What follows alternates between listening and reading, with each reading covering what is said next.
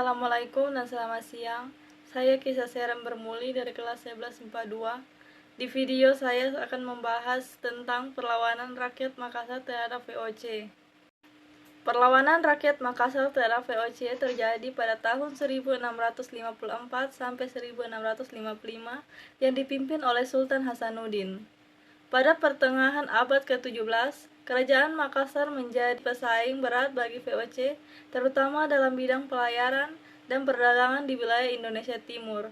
Persaingan dagang tersebut terasa semakin berat untuk VOC, sehingga VOC merancang siasat dengan berpura-pura ingin membangun hubungan baik dan saling menguntungkan dengan Kerajaan Makassar. Upaya VOC yang sepertinya terlihat baik ini disambut baik oleh Raja Goa, dan kemudian VOC diberikan izin untuk berdagang secara bebas. Setelah mendapatkan kesempatan berdagang dan mendapatkan pengaruh di Makassar, VOC mulai mengajukan tuntutan kepada Sultan Hasanuddin. Tuntutan VOC terhadap Makassar ditentang oleh Sultan Hasanuddin dalam bentuk perlawanan dan penolakan semua bentuk isi tuntutan yang diajukan oleh VOC yang sangat ingin menguasai perdagangan di daerah Indonesia Timur. Oleh karena itu, VOC selalu berusaha mencari jalan untuk menghancurkan Makassar, sehingga terjadilah beberapa kali pertempuran antara rakyat Makassar melawan VOC.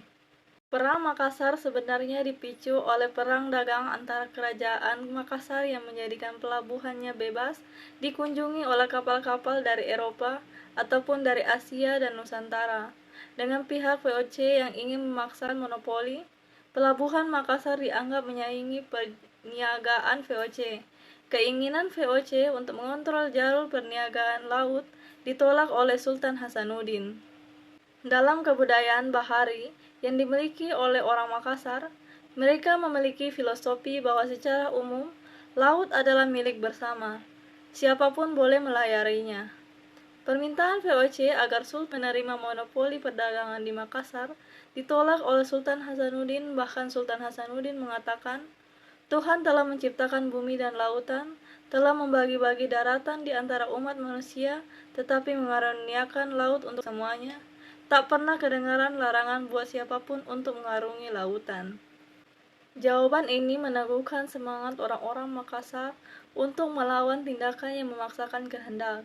Padahal sudah sejak lama perniagaan laut di Asia Tenggara ini berjalan dengan sistem pasar bebas. Pihak penguasa hanya mengontrol keamanan laut dan pelabuhan dengan menarik cukai atas bermacam mata perdagangan. Bahkan para penguasa juga menjadi kaya karena menjadi juragan atau pemilik kapal-kapal dagang. Namun sejak kekalahan dalam Perang Makassar, banyak bangsawan, saudagar, dan pelaut Makassar yang meninggalkan kampung halamannya pergi merantau ke seluruh kepulauan Nusantara. Sementara itu, sebagian besar bangsawan Bugis di Wajo yang menjadi sekutu Kerajaan Gorontalo juga melakukan pengungsian setelah ibu kota kerajaan di Tosara dihancurkan oleh VOC. Peperangan yang terjadi kemudian pada pertengahan abad ke-18 antara Kerajaan Bone melawan Kerajaan Gorontalo dan Kerajaan Wajo yang juga makin menambah besar jumlah penduduk yang mengungsi. Namun para pengungsi Makassar dan Bugis generasi awal telah beradaptasi dengan baik di lingkungan barunya. Kebanyakan orang Bugis kemudian menetap di wilayah Kepulauan Riau dan Semenanjung Malaya, sementara orang Makassar di Jawa dan Madura.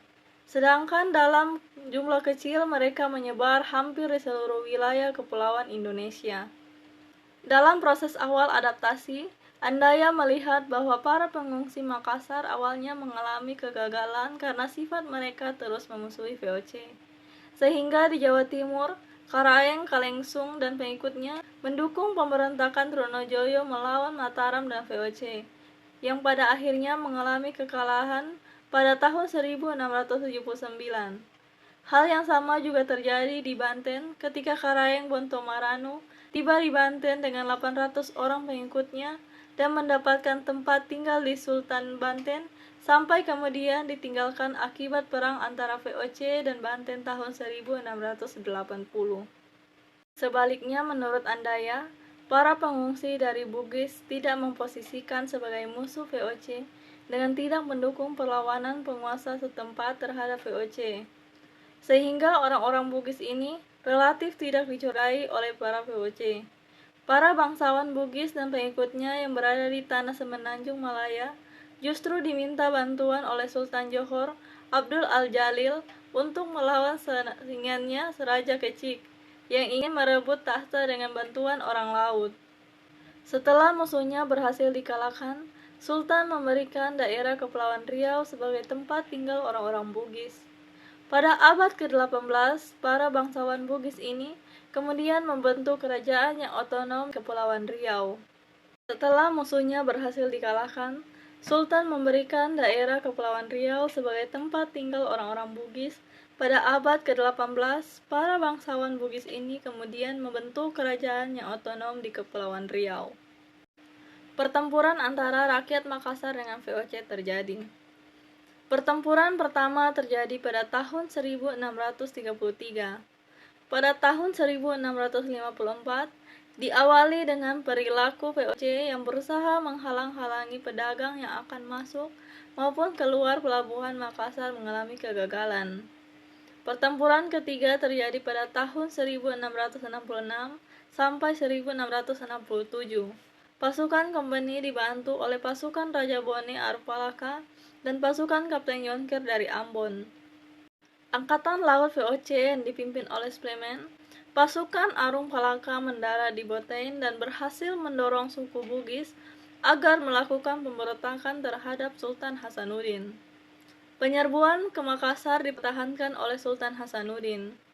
Sultan Hasanuddin terdesak dan dipaksa untuk menandatangani perjanjian perdamaian di Desa Bongaya pada tahun 1667. Perlawanan rakyat Makassar akhirnya mengalami kegagalan. Salah satu faktor penyebab kegagalan rakyat Makassar adalah keberhasilan politik adu domba Belanda terhadap Sultan Hasanuddin dengan Arupalaka yang merupakan raja kerajaan Bone. Pada akhir peperangan, Sultan Hasanuddin dipaksa menandatangani perjanjian Bongaya pada tahun 1667 yang isinya sangat merugikan pihak Makassar. Isi perjanjian Bongaya yaitu sebagai berikut. Makassar harus mengakui monopoli VOC. Wilayah Makassar dipersempit hingga tinggal goa saja. Makassar harus membayar ganti rugi atas peperangan. Hasanuddin harus mengakui Arupalaka sebagai Raja Bone. Goa tertutup bagi orang-orang asing selain VOC. Dan benteng-benteng yang ada harus dihancurkan kecuali benteng Rotterdam. Untuk menghadapi perlawanan rakyat Makassar, Belanda mengerahkan pasukannya secara besar-besaran dan pada akhirnya Belanda berhasil menghancurkan Makassar dan menguasai wilayah kerajaan tersebut sepenuhnya. Untuk menghadapi perlawanan rakyat Makassar, Belanda mengerahkan pasukannya secara besar-besaran dan pada akhirnya Belanda berhasil menghancurkan Makassar dan menguasai wilayah kerajaan tersebut sepenuhnya.